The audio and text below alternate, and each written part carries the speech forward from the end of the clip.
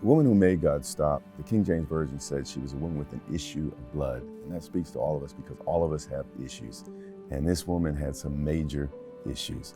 She suffered for 12 years. The Bible tells us that she was under the care of many doctors and no one could fix it. So she went to the psychologist, the psychiatrist. She was prescribed all these medications and nothing worked. The only option was God.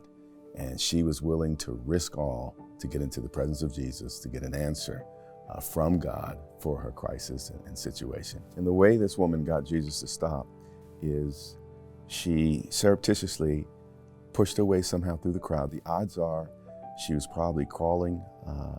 This was an intense crowd. Jesus was a huge figure at this point. Everyone wanted to be with Jesus. This one was determined she was going to get to her Lord. What's awesome is the Bible says she heard about Jesus, meaning someone told her about Jesus. All she had was some report that someone gave. She never met him before, obviously never saw him before, but nonetheless, based on someone else sharing Christ with her, she pressed through the crowd. When she touched him, Jesus felt something. And the Bible says that when she touched him, virtue left him. And he felt the power of God release and he stopped. Actually, he said to the disciples, he said, "Who touched me?" And the disciples said, "Well, everyone's touched you basically. So what do you mean, who's touching you, Jesus?"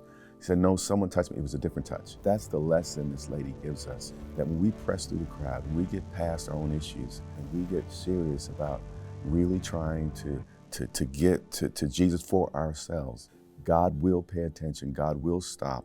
That's the power of this narrative. I hope that people understand from this story and from this book that no matter your issues, all of us are bleeding in some part of our life.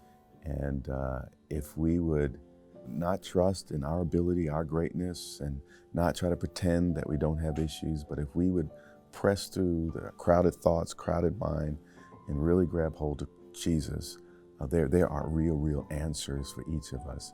The reason he came was to heal and deliver us from all of our issues and problems, and that's exactly what he did for this one.